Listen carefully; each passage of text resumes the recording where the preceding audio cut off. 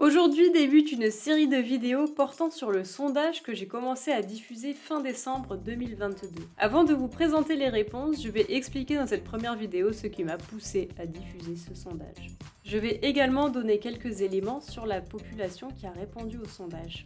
Fin décembre 2022, donc, je suis allée dans mon magasin de jardinage habituel et j'ai découvert que le nombre d'espèces endémiques et autochtones qui étaient proposées avait comme fondu au soleil.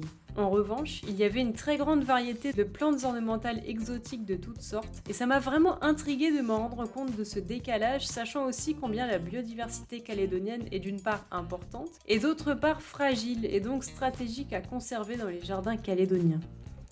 Comme expliqué dans cette vidéo, de nombreuses plantes exotiques ornementales sont devenues envahissantes au fil du temps et les plantes envahissantes représentent une des menaces pour la biodiversité calédonienne. De plus, si on focalise notre énergie à chouchouter des plantes très communes à l'échelle mondiale, eh bien il est logique que cette même énergie ne peut pas aller à des plantes rares qui n'existent qu'ici. Suite à cet étonnement au magasin de jardinage, je me suis dit ok, le magasin a fait le choix de proposer avant tout des plantes exotiques. Mais avant de ronchonner contre le magasin, peut-être pourrais-je trouver la cause de cette quasi-absence de plantes endémiques dans les rayons. Si l'offre est faible, peut-être est-ce parce que la demande est très faible aussi. Et si c'est le cas, pourquoi ? C'est tout l'objet de ce sondage. Les réponses au sondage m'ont fascinée et j'ai hâte de vous les présenter. Mais tout d'abord, il faut que je vous donne quelques informations sur les personnes qui ont répondu. Un avertissement important, c'est que la population ayant répondu au sondage n'est pas représentative de la Nouvelle-Calédonie. Il faut déjà savoir que ce sondage a été proposé sur les réseaux sociaux, sur différents groupes, généralistes ou axés sur la nature. Ça élimine donc d'office toute une population qui, soit n'a pas accès aux réseaux sociaux concernés, ou bien n'a pas le temps de répondre, et surtout ça élimine les personnes qui ne s'intéressent pas du tout aux plantes et ne voient pas l'intérêt de répondre à un tel sondage. Je souhaitais collecter 500 réponses, finalement il y en a eu 362, ce qui représente 0,13% de la population calédonienne totale.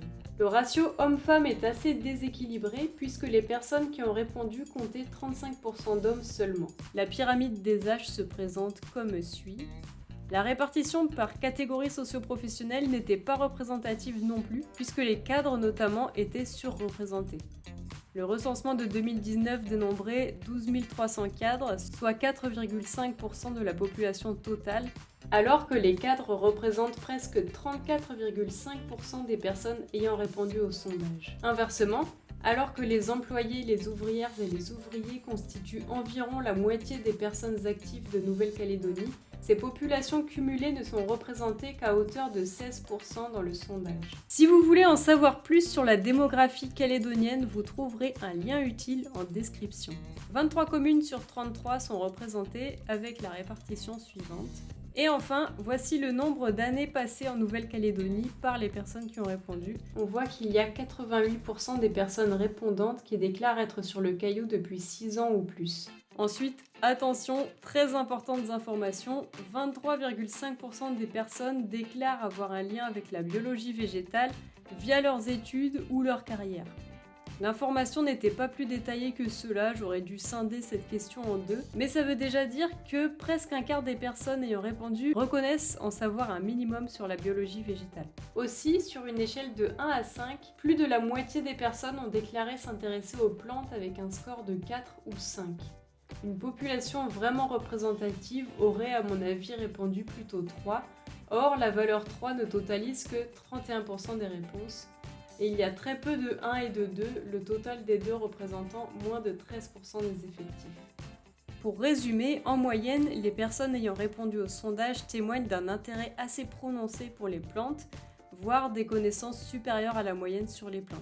Elles se trouvent sur le territoire depuis pas mal d'années et les mieux rémunérées sont surreprésentées. Prendre connaissance de ces spécificités permet de mettre en perspective les résultats. Dans certains cas, ils seront d'autant plus criants et dans d'autres cas, ils seront au contraire à modérer. Dans les prochains épisodes, on verra comment la notion d'endémisme est comprise par les personnes ayant répondu au sondage. On verra aussi quelles sont les plantes endémiques les plus connues et inversement les plantes non endémiques qui sont le plus souvent considérées comme telles. Enfin, on décortiquera le rapport que les personnes ont vis-à-vis des plantes endémiques. Je tiens à remercier chaleureusement les personnes qui ont pris la peine de répondre au sondage et j'espère que les résultats inspireront des changements bénéfiques à la biodiversité végétale calédonienne, que ce soit à titre individuel ou via des initiatives à plus grande échelle. À très vite!